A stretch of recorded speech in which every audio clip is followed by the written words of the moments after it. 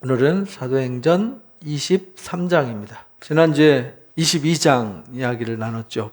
예루살렘 올라가서 사도 바울이 잡혔죠. 잡혀가지고 집단 폭행당하고 죽음의 위기 속에서 천부장 루시아를 통해 가지고 구원을 받습니다. 그래서 성전 북쪽에 있는 안토니아 요새로 사람들이 구름대까지 몰려왔을 때 그 층계에서 복음을 전했던 이야기, 그것이 이제 22장 이야기였습니다. 근데 거기에 바울이 베스트 간증을 했다 그랬죠. 이게 오늘 우리의 모습이 돼야 돼요. 우리가 복음을 전할 때 단순히 글로만 전하지 말고 내가 예수 믿기 전에 before 베스트 할 때 내가 예수 믿기 전에 바울이 고백했던 것처럼 어떤 사람이었는지, 그리고 어떻게 해서 예수님을 만나게 되었는지, 여기는 전, 여기는 만남, 어떻게 만났고, 그래서 내가 받은 구원이 무엇인지 구원에 관해서 말해야 되잖아요. 만남에 대해서 말하고, 그래서 오늘날 나의 모습이 어떻게 지금 되어 있는지 이것을 설명하는 게 이게 간증이에요. 간증은 뭐 이상하게 뭐 신비한 체험했고 뭐 이런 게 아니라 하나님께서 내가 예수 믿기 전에는 내가 이런 사람으로 살았다. 그런데 내가 누구를 통해서 어떻게 해서 예수 그리스도를 만났다. 바울은 다메섹으로 예수 믿는 사람들 잡아서 감옥에 넣고 죽이기 위해서 공문청에서 가지고 가다가 다메섹성에서 예수님을 만나게 되죠.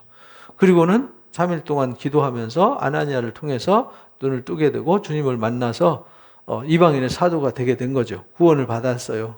구원의 경험을 하고, 그래서 거룩함과 씻음을 얻었어요. 그래서 죄사함을 받은 거죠. 구원이 뭐냐면 죄사함이거든요. 내가 진짜 죄로부터 자유와 해방을 얻었는가. 그리스도인들이 거기에 대한 해답이 명확해야 되거든요. 내가 예수님 만났어요. 만난 거로 끝나면 안 되거든요. 예수님이 2000년 전에 오셨을 때 예수님 만난 분이 얼마나 많았어요. 근데 거기에 만나서 다 구원받지는 않았어요. 만난 사람 중에서 구원받은 사람이 있고 구원받지 않은 사람이 있는데, 구원받은 사람들은 누구냐면 거룩함과 씻음을 입은 사람들이란 말이에요. 그래서 이제 그 사도가 돼서 복음을 전하고 있다. 그래서 내가 지금 여기서 이렇게 서서 말씀을 전하고 있는 거다라는 것을 가르쳤어요. 그러다 보니까 이 바울에 대한 문제가 이 예루살렘 시내의 핫 이슈가 된 거죠. 그리고 루시아는 이제 뜨거운 감자를 지게 된 거예요. 이거를 놔주자니, 이 바울이 보니까 로마 시민이었잖아요. 로마 시민인데 잘못되면 본인한테 불똥이 튀어요. 쫓고 있자니 유대인들이 계속 여기 와가지고 시위를 하고 시끄럽게 하면 이 또한 피곤하고, 그러니까 이거 뜨거운 감자를 진 상태가 된 거예요.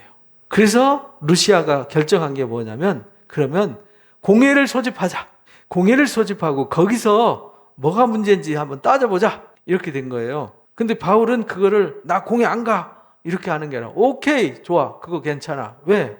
바울은 공회 앞에서 복음을 전할 수 있다는 희망이 생겼거든요. 바울은 그 층계에서 성난 군중들을 향해서 복음을 전했고, 거기 루시아와 그 군사들한테도 복음을 전한 거잖아요. 근데 이 공회원들한테 복음을 전할 수 있는 길은 없었는데 공회 소집하고 그 앞에 세워준다니까 바울은 그것도 고마웠어요. 바울의 마음이 이랬단 말이에요. 우리가 이 복음을 향해서 이런 자세가 돼 있어야 되는데 우리가 이제 그런 게 부족한 거죠. 누구 앞에 세우면은 복음을 전하지도 못하고 말도 못하고 벌벌 떨어야 되고 눈치 봐야 되고, 어디 가서 예수 믿는 사람이라는 건 말도 못하고. 요즘 젊은이들한테요, 교회 다니는 사람 손 들으라면 손 안 들어요. 왜냐하면 교회가 하도 비난받고 얻어먹고 신뢰성이 16%까지 떨어졌어요. 16%면 신뢰 안 한다는 거잖아요. 그러니까 요즘 정부도 무시해버리잖아요. 예배도 드리지 마 이러면은 알아서 안 드리고. 바울이 공회를 주목하여 이르되 공회에 소집돼가지고 그 앞에 섰어요.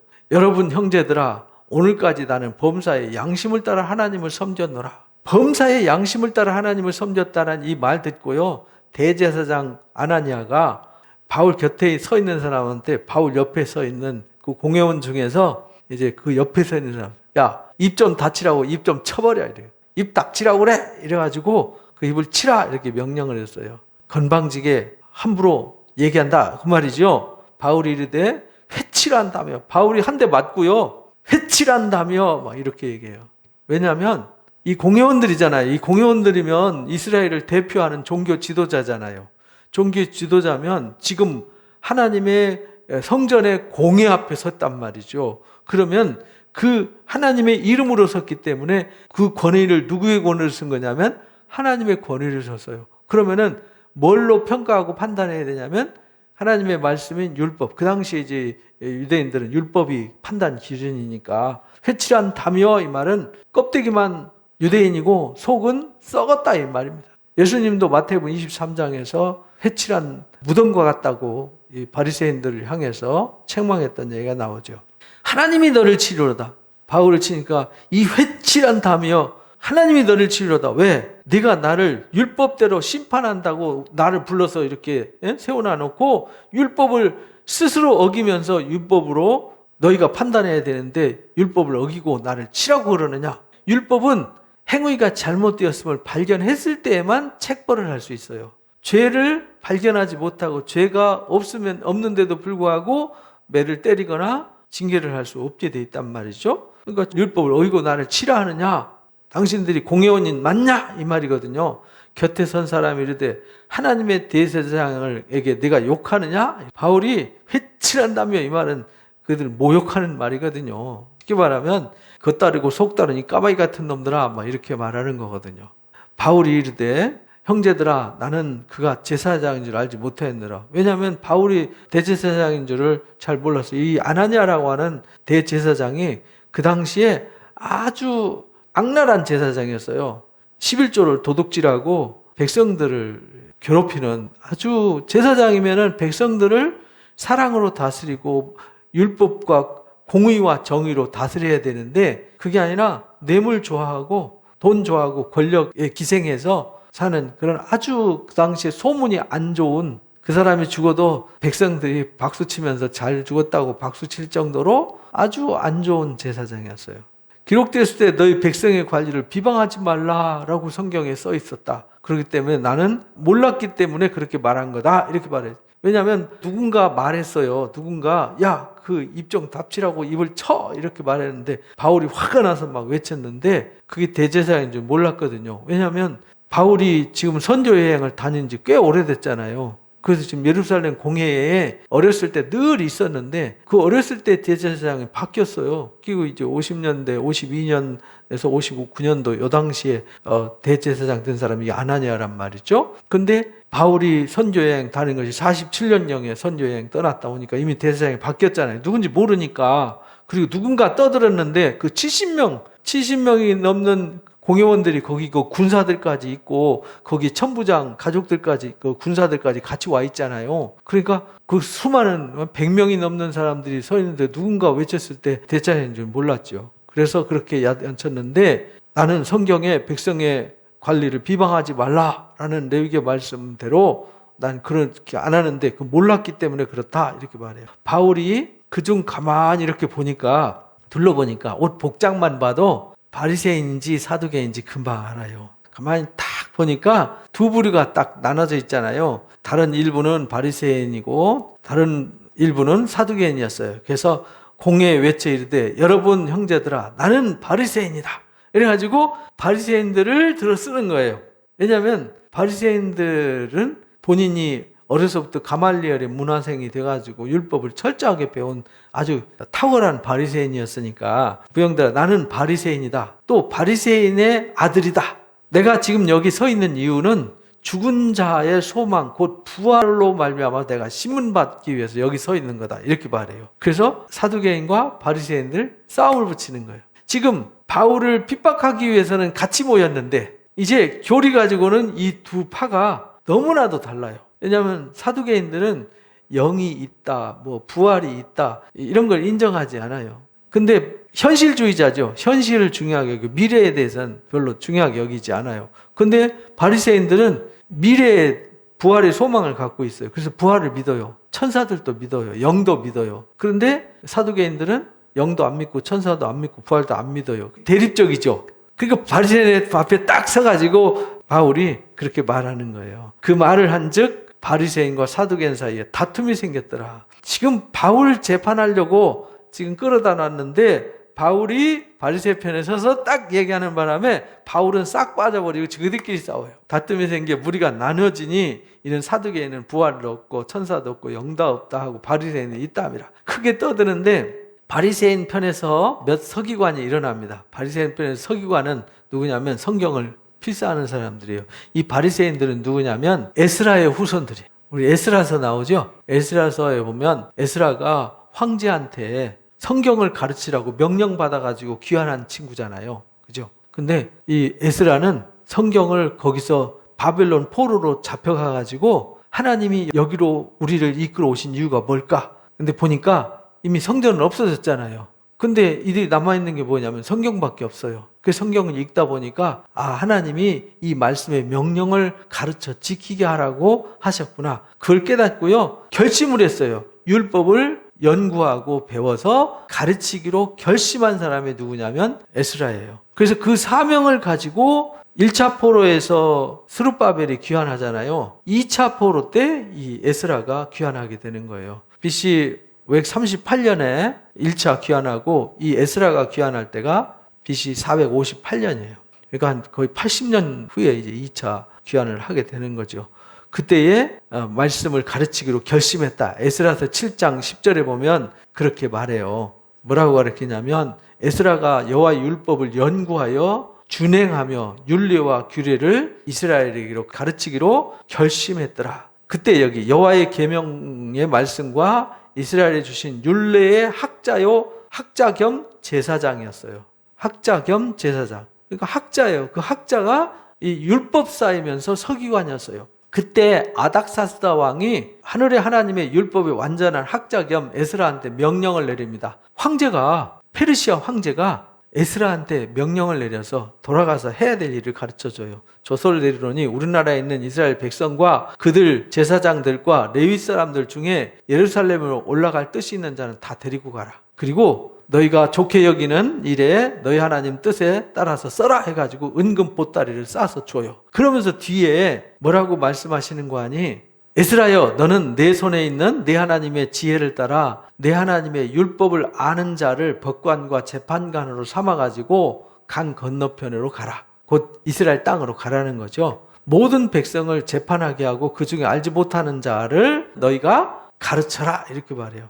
무릇 내 하나님의 명령과 왕의 명령을 준행하지 않는 자는 속히 죄를 정해서 죽여도 되고 귀양 보내도 되고 재산을 아주 몰수해도 된다. 그리고 감옥에 가둬도 된다. 이렇게 조서를 써줘요. 그러니까 절대 권력을 가지고 온 거죠. 에스라가 말씀을 가르치기로 연구하고 지켜 행하고 가르치기로 결심하고 왔는데 황제가 거기다가 플러스해서 은금 보따리 싸주고 가서 너희 하나님을 모르는 사람들한테 하나님을 알게 하고 이 말씀을 가르쳐서 지키게 해. 말 안 들어? 그러면 죽여도 돼. 귀양 보내도 돼. 재산을 몰수해도 돼. 감옥에다 집어넣어도 돼.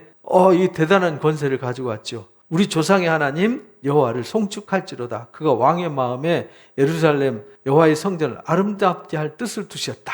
이렇게 해가지고 돌아온 사람이 에스라란 말이에요. 그 에스라의 후손들이 나중에 이제 돌아와서 개혁을 하는데 개혁을 하고 그 이후에 페르시아가 망하고 누가 들어서냐면 헬라 제국이 들어서요. 근데 헬라 제국이 들어서면서 그 지역이 헬라화가 돼요. 헬라화가 되니까 헬라화가 되지 못하도록 신앙의 정절을 지키기 위해서 율법과 경건을 가르치기 위해서 그들이 따로 구별된 삶을 살아요. 그 구별되었다. 그래서 파리사이라고 그래요. 파리사이. 그래서 바리새파가 생긴 거예요. 분리주의라는 뜻이에요. 그래서 세속, 부정한 이방의 헬라 문화와 부정한 문화에 물들지 않고 구별된 사람들. 그래서 그들이 구별되어서 모여서 율법을 연구하고 율법을 가르치고 율법을 지키기로 결심한 사람들, 이 사람들이 바리새파가 되었어요. 근데 이 바리새파가 이제 일부는 타락하고 일부는 SNF파 생겨가지고 광야로 가서 나중에 이제 성경을 필사해서 그 써놓은 사본이 가장 오래된 성경 사본으로 남아있어요. 그게 이제 사해사본이라고 그래요. 1947년에 발견이 됐는데, 그래서 지금 사도행전 23장에 바리새인들과 싸움 붙였는데 그 바리새인들이 바로 그런 사람들이에요. 그러니까 율법을 중요하게 여기는 사람들. 그 이후에 예루살렘 성전이 없어지면서 제사장들은 없어졌잖아요. 성전이 없어지니까 레위인과 제사장 없어지잖아요. 그래서 이 바리새인들이 남아가지고 성경을 연구해서 성경을 정경화 작업을 해요. 구약 성경. 그게 이제 오늘날 우리가 쓰는 구약 성경 39권이에요. 그게 AD 90년에 얌야로 가가지고 그렇게 성경을 쓰게 되는데, 그만큼 성경을 중요하게 여기고 율법을 중시하는 사람들, 그들이 부활을 믿어요. 그러니까 성경 약속대로 천사도 믿고 영도 믿어요. 그런데 사두개인들은 정치인들과 결탁하고 로마 사람들과 또는 타락한 정치인들과 결탁해서 뇌물 먹고 제사장 세우고, 제사장이 당시에 이제 총독이 정치를 했기 때문에 그 이스라엘 나라의 통치자는 누구냐면 대제사장이 통치를 했어요. 그러니까 최고 권력자죠. 종교 권력자. 근데 그가 그렇게 부정하고 악한 사람이었고 바리새인들과는 정반대의 신앙을 했어요. 그래서 둘 사이에 싸워요. 큰 분쟁이 생기니 천부장은 바울이 그들에게 찢겨질까 해서 군인을 명해서 내려가서 무리 가운데 빼앗아가지고 영내로 들어가라 이렇게 말해요. 왜냐하면 바리새인 편에서는 서기관들이 일어나가지고 그 사람은 보니까 악한 거 없다. 바울이 자기 바리새파잖아요. 내가 볼 때 이 사람은 말이야 죄가 없어. 잘못된 게 없어. 혹 영이나 혹 천사가 그를 통해서 말하면 어떡할 거야? 이렇게 말해요. 황당한 상황이 된 거죠. 그래서 바울이 여기서 잘못하면 정죄당하고 위기에 처할 수 있었는데 바울이 지혜롭게 함으로 복음도 전하고 본인의 위협으로부터 보호도 받을 수 있고 이렇게 된 거죠. 그래서 천부장이 두 사이에 막 바울 놓고 막 밀고 땡기는 상황이 된 거죠. 그들에게 찢겨질까 해가지고 빼앗아가지고 영내로 돌아갑니다. 그 안토니오 요새 천부장이 머물던 거기로 데리고 갔습니다. 그날 밤에 11절에 중요한 말씀이 이제 주어졌어요. 그날 밤에 주께서 바울 곁에 서서 말씀하십니다. 밤중에 환상 중에 주님이 나타나셨어요. 담대하라. 내가 예루살렘에서 나의 일을 증언한 것 같이. 지금 예루살렘에서 수많은 군중들한테 전했고 지금 산헤드린 공회에서 복음을 전했잖아요. 이렇게 한 것처럼 로마에서도 네가 복음을 전해야 돼. 복음을 증언해야 돼. 라고 말씀하셨어요. 그러니까 바울은 확신이 생기는 거죠. 왜? 주님이 말씀하셨잖아요. 고린도 교회에서도 에베소 교회에 있을 때도 그렇게 말씀하셨거든요. 내가 로마에도 복음을 전해야 된다. 땅끝까지 복음을 전해야 된다는 비전을 주셨기 때문에 예루살렘에 와도 반드시 죽지 않고 살려주실 거라는 나름대로의 확신이 있었던 거예요. 근데 여기 주님이 밤중에 나타나셔서 말씀하시잖아요. 고린도 교회에 복음을 전할 때에도 먼지 털고 나 떠나야 될 거야 이렇게 말하니까 주님이 밤중에 나타나셔서 안 돼. 이 성에 내 백성이 많아. 이렇게 가르쳐 주셔서 1년 반 동안 머물러서 복음을 전했던 사례가 있잖아요. 그리고 날이 샜어요. 유대인들이 당을 지어가지고 맹세를 합니다. 이 중에 아주 젤로 땅, 사두개파하고 결탁해가지고 젤로 땅 중에 아주 악한 사람들이 있었어요. 바울을 죽이기 전에는 먹지도 않고 마시지도 않겠다는 결사대가 결성이 돼요. 40명이에요. 40여 명이더라. 대제사장과 장로들이 가서 말하되 우리가 바울을 죽이기 전에는 먹지도 않고 마시지도 않겠다라고 굳게 맹세한 사람들. 아, 대단한 사람들이죠. 목숨을 걸고 바울을 죽이기 전엔 우리는 먹지도 않는다. 이런 무서운 사람들이 생긴 거예요. 40명의 테러 분자들이 쉽게 말하면 요즘 이슬람 사람들 자폭하잖아요. 몸에다가 시한폭탄 달고 가가지고 막 자폭하듯이 이런 사람들이었단 말이죠. 자기 생명도 아끼지 않고 바울을 죽이기 전에는 먹지도 않기로 결심한 테러 분자들처럼 막 이렇게 됐어요. 이제 너희는 그 사실을 더 자세히 물어보려는 척하면서 공회와 함께 천부장에게 청해서 바울을 너희로 내려오게 하라. 바울을 끌어내야 되잖아요. 바울을 끌어내야 죽이든 살리든지 하죠. 그래서 천부장한테 대제사장들 사람들한테 공문 받아가지고 이렇게 또 재판할 거니까 나오게 해라. 이렇게 유혹을 했다는 거예요. 공회와 함께 천부장에게 청해서 바울을 너희에게로 내려오게 하라. 근데 그때 당시에 그렇게 나오면 기다리고 있다 죽이려고 했는데 그때 바울의 조카가 있어요. 바울의 조카가 예루살렘에 살고 있었어요. 바울의 생질이 그들이 매복하여 있다 함을 듣고 잽싸게 영내로 들어갔어요. 영내로 들어갔다는 말은 안토니오 요새 천부장한테 갔다는 얘기예요. 들어가서 바울한테 알렸더라. 바울이 거기에 갇혀 있으니까 바울이 한 백부장에게 청하이르되 이 청년을 천부장한테 인도하라. 그에게 무슨 할 말이 있다고 한다. 그래서 바울이 직접 얘기 안 하고 이제 조카를 거기로 보내요. 천부장한테. 천부장에게 데리고 가서 이르되 제수 바울이 나를 불러 이 청년이 당신에게 할 말이 있다 해서 데리고 왔습니다. 데려왔어요. 천부장이 그 손을 잡고 물러가서 조용히 묻되 내게 할 말이 뭐냐? 그 손을 붙잡고 조용히 불렀어요. 보니까 상당히 얼굴이 표정을 보느나 위급한 상황이나 굉장히 뭔가를 고발하러 온 것 같단 말이죠. 그러니까 조용히 불러가지고 말하는데 대답하되 유대인들이 테러를 공모하고 있다. 그들이 바울에 대해서 다시 자세히 묻고 신문하기 위해서 당신한테 제사장이 그를 보내달라고 청할 거다. 절대 보내면 안 된다라는 걸 얘기해요. 내일 그를 공회로 내려오기를 당신에게 청할 텐데 절대 보내면 안 됩니다. 그 줄 중에 바울을 죽이기 전 먹지도 않고 마시지도 않기로 맹세한 40명의 자객들이 지금 잠복해 있습니다. 그를 죽이려고 숨어서 준비하고 당신의 허락만 기다리고 있습니다. 이에 천부장이 깜짝 놀랐어요. 천부장이 그 청년한테 말해요. 이거 바울이 족한지 잘 모르잖아요. 절대 이 얘기를 어디 가서 얘기하면 안 돼. 그리고 조용히 내가 알아서 처리할 테니까 너는 밖에 나가서 이 얘기를 퍼뜨리면 안 돼. 이렇게 경계를 해서 보냅니다. 백부장이 둘을 불러 이르되 밤 제3시에 가이사랴까지 갈 보병 200명과 기병 70명과 창병 200명 그러니까 470명의 군사를 대동을 했어요. 밤 제3시 제3시면 저녁 해지면은 0시거든요. 1시면 7시 2시면 8시 밤 9시죠. 그래서 이거 1경이라고 그래요. 1경, 2경, 3경, 4경으로 나눴거든요.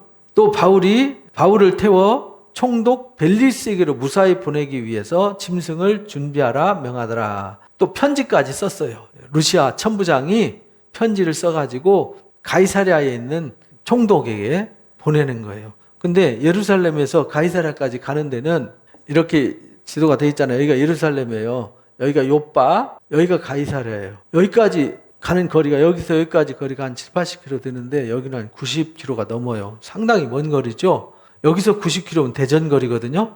여기서 대전 정도 거리가 된다는 거 상당히 먼 거리죠. 그때 이제 글라우디오 루시아는 편지 쓸 때 여기 그냥 앞에는 천부장이라고만 나왔는데 천부장이 자기 이름을 여기서 처음 밝히죠. 그래서 루시아예요. 이름이. 루시아인데 자기는 노예였는데 돈 주고 로마 시민권을 샀다 그랬잖아요. 로마 시민권을 사면 자기 로마 시민권을 얻었으니까 어느 집안으로부터 샀어요. 그래서 그 소속된 집안 이름을 앞에다 붙이는 거예요. 그래서 글라우디오 루시아.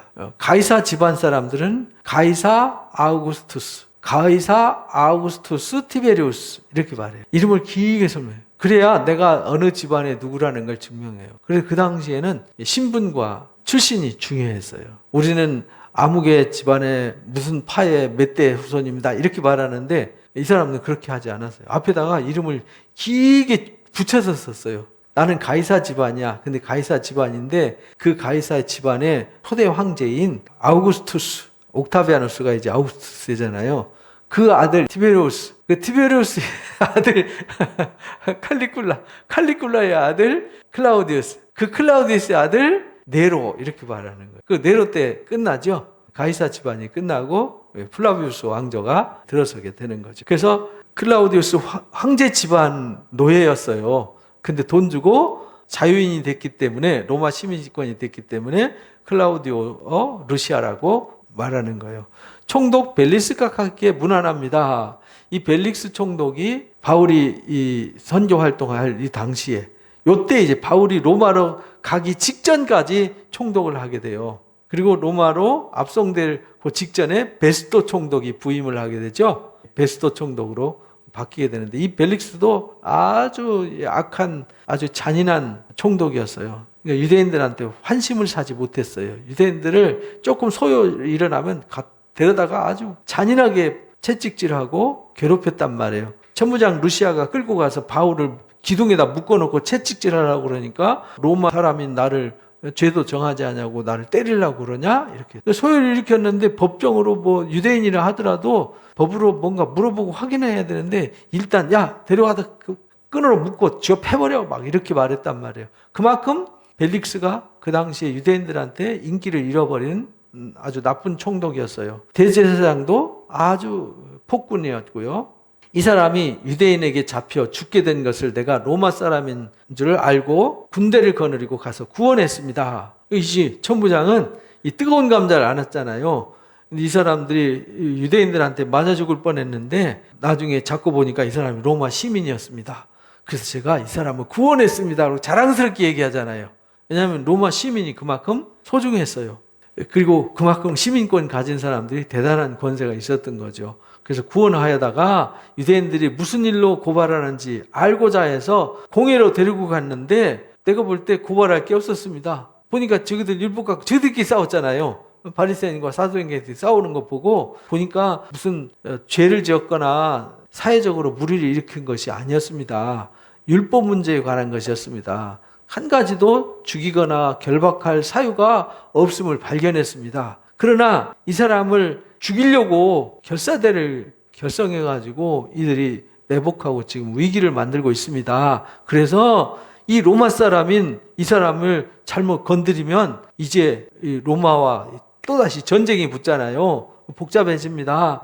그래서 이 사람을 해하려는 간기가 있다고 누가 알려줬기 때문에 당신한테 보냅니다. 고발하는 사람들도 당신 앞에서 그에 대해서 말하라 하였나이다. 고발할 거 있으면 총독한테 가서 고발해 이렇게 말하라고 했다는 거예요. 그러니까 본인이 뜨거운 감자를 벨릭스 총독한테 떠넘긴 거죠. 왜? 본인이 지금 데리고 있다가 골치 아프게 생겼잖아요. 그래서 보병 200명과 창군 200명과 기병 70명에서 470명의 군사를 대동해서 보내요. 보병이 명을 받은 대로 데리고 안드바드리까지 가요. 안드바드리가 꽤 먼 곳이에요. 예루살렘에서 한 70km 정도 가이사랴까지 가는 그 중간 지점 좀 지나서요. 거기에 이르러 가지고 이튿날 기병은 바울을 데리고 가이사랴로 가고 보병 이제 400명은 귀환하게 됩니다. 왜? 예루살렘에 뭔 일 생기면 안 되니까. 그들이 가이사랴에 가서 편지를 총독한테 전해줬습니다. 바울이 그 앞에 세우니 총독이 읽어보면서 편지를 읽었어요.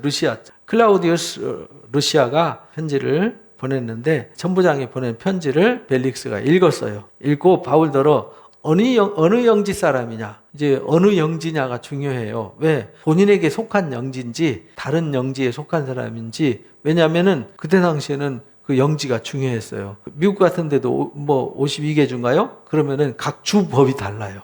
그러면은 어디 법으로 처벌을 받냐면 자기가 소속되어 있는 그 주로 가서 그 주의 법을 받아요. 우리나라 사람이 뭐 외국에 가서 범죄했어요. 그럼 우리가 국내로 송환하잖아요. 그래서 우리 법으로 다스리잖아요. 그러니까 어느 영지 사람이냐가 중요했어요. 혹시 봐가지고 자기가 눈치 봐야 되는 영지가 있고 무시해도 되는 영지가 있단 말이죠. 그래서 어느 영지 사람이냐 그러니까 길리기아 사람인 줄 알고 이렇게 말해요. 길리기아 사람은 굉장히 거기 대학 도시고 중요한 영지였단 말이에요. 그러니까 이거 잘못 건드렸다가는 복잡하겠다 생각해서 바울한테 신경을 쓰는 거예요. 그러니까 하나님께서 바울을 택한 이유가 있는 거죠. 왜냐하면 땅끝까지 복음을 전해야 되는데 요즘처럼 인권이 있고 법으로 완벽하게 보호받는 시대가 아니었잖아요. 로마 시민이 아니면 노예나 이방인들은요 사람 취급을 하지 않았어요. 지나가다 그냥 목 땡강해도 아무렇지도 않았고 그것이 법으로 저촉받고 이런 것도 없었어요. 그러나 로마 시민을 함부로 건들면 안 됐어요. 그 땅끝까지 복음을 전하려면 뭔가 보호받을 수 있어야 되잖아요. 그래서 로마 시민이면서 유대인의 랍비 교육을 철저하게 받았던 바울을 선택하신 거예요. 그리고 이 사람이 이름이 로마식 이름은 바울이고 유대식 이름은 사울이에요. 그래서 이 예루살렘에서 대제사장의 공문을 받아가지고 핍박하러 다닐 때는 이름을 뭘로 썼죠? 사울이라는 유대식 이름을 썼어요. 근데 이가 이방인의 사도가 되어서 부르심받고 파송되었을 때는 바울이라는 이방인의 이름, 로마 사람의 이름을 썼단 말이에요. 이유를 아시겠죠? 그래서 하나님이 준비하셨어요. 하나님께서 때를 따라 필요한 인재들을 준비하셔서 들어 쓰시는 거거든요. 우리가 켈빈이라든지 루터라든지 이런 사람들 공부 굉장히 많이 한 종교개혁자들은 주로 법학자들이 많았어요. 그래서 이 장로 교리도 쉽게 만들 수 있었던 것이죠. 이르되 너를 고발한 사람들이 오거든 네 말을 들을 거다 하고 헤롯 궁에 그를 지키라 명하더라. 이래가지고 헤롯 궁에 거기 가이사랴에 가면은 헤롯 궁이 있어요. 가이사랴에 가면 여기가 이제 원형극장이 있고요. 여기가 헤롯 궁이 있어요.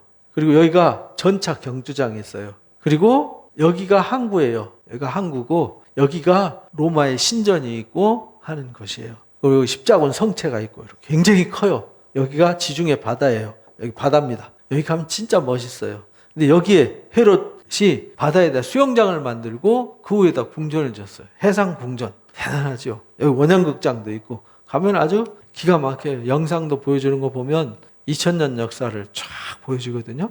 근데 거기로 가서 이 헤롯 요 궁에서 지금 보호를 받고 나중에 이제 헤롯 궁이니까 누가 오겠어요? 헤롯 아그리파 2세가 와요. 그래서 헤롯 아그리파한테도 복음을 전하고 이 벨릭스한테도 복음을 전하고 베스도 총독한테도 복음을 전하고 그 나중에 로마의 항소에서 로마로 가면서 배탄 선원들 그다음에 제수들 다 복음을 전해서 멜리데 섬에서 다 구원하고 또 멜리데 섬에 있는 족장과 그 가족들 다 전도해요. 지금 멜리데 섬은 천주교 국가예요. 그렇게 됐어요. 하나님이 놀랍도록 역사하셨죠. 그렇게 하나님이 바울이 움직이는 곳곳마다 하나님이 함께 동행하셨고 성령이 같이 역사하셨고 우리 주님이 그와 함께 하셨어요. 그래서 바울을 통해서 땅끝까지 복음을 전하는데 바울은 꼭 어디 가서 하는 게 아니라 바울이 자체가 복음이었어요.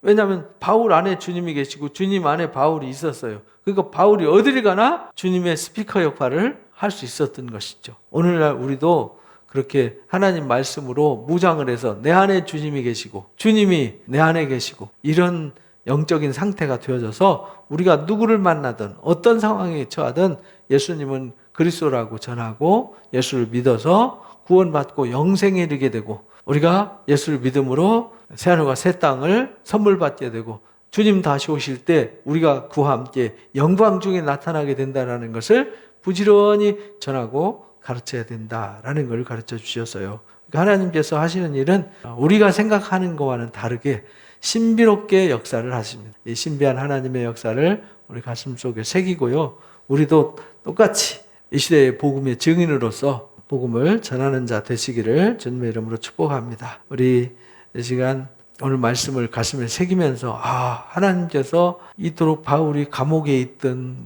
총독 앞에 서든 아니면 어떤 상황에 처하든 굴하지 않고 바울 자체가 복음이었구나라는 것을 가슴에 새기면서 우리도 어디 가든지 어떤 사람 만나든지 내가 이 세상의 빛이 돼야 되는 거구나, 세상의 소금이 돼야 되는구나 라는 가슴을 품고 잠깐 동안 기도하고 예배를 마치도록 하겠습니다.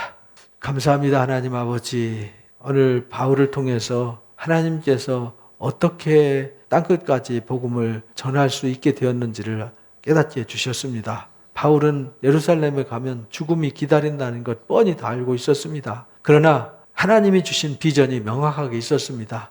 로마와 땅끝까지도 가서 복음을 전해야 된다라는 주님의 부르심의 목적이 바울의 가슴에 있었기에 죽어도 하나님께서 어떤 방법을 통해서든지 역사하셔서 당신의 뜻을 이루실 것을 알았기에 죽음도 두려워하지 않고 예루살렘에 올라갔고 그가 우여곡절 끝에 잡혀서 천부장 루시아와 함께 안토니오 요새 앞에 서서 성난 예루살렘에 수많은 무리를 향해서 복음을 전했고 천부장 루시아와 그 로마 사람들한테 복음을 전했고 그가 공회 앞에 서가지고 복음을 전할 수 있게 해주셨고 또 하나님께서 그 결사대들을 피하게 하기 위해서 470명이라는 군대를 동원해서 가이사랴까지 갈 수 있도록 하나님께서 이끄셨습니다. 하나님께서 바울의 길을 이미 다 알게 하셨고 또 길을 예비하셔서 바울이 그렇게 될 수밖에 없도록 그렇게 할 수밖에 없도록 역사하시는 하나님의 역사를 오늘날 우리에게 보여주셨습니다. 하나님 아버지, 오늘 우리도 복음을 똑같은 바울에게 부어주셨던 그 복음을 우리가 받았습니다. 이 마지막 때에 하나님께서 진리의 영을 우리에게 부어주셨사오니 우리도 가슴속에 이 복음을 깊이 새기고 우리가 받은 복음이 무엇인지 우리 가슴속에 부어진 바 된 이 축복이 무엇인지를 알고 알지 못하고 깨닫지 못하는 모든 사람들에게 이 복음을 담대히 전할 수 있는 믿음을 허락하여 주옵소서. 그래서 하나님 우리를 통하여 듣는 자들이 살아나고 구원받는 역사가 나타나게 하여 주옵소서. 우리는 사람을 책임질 수 없습니다. 우리가 하는 것이 아니라 우리가 전할 때 하나님께서 듣게 하시고 알게 하시고 깨닫게 하시고 하나님 앞에 나오게 하시고 변화받게 하시고 영광에 이르게 하실 줄로 믿사오니 우리는 그저 담대히 복음을 전하는 일에 사명을 다하게 하여 주옵소서. 오늘도 함께해 주심을 감사합니다. 우리 사랑하는 누님교회가 세워진 목적이 무엇인지, 우리를 먼저 불러 세워주신 목적이 무엇인지를 깨닫고 그 부르심에 합당한 열매를 매일 맺어가고 우리 하나님 앞에 영광과 찬송으로 올려드리는 교회로 든든히 서게 하여 주옵소서. 감사하며 예수님의 이름으로 기도합나이다. 아멘.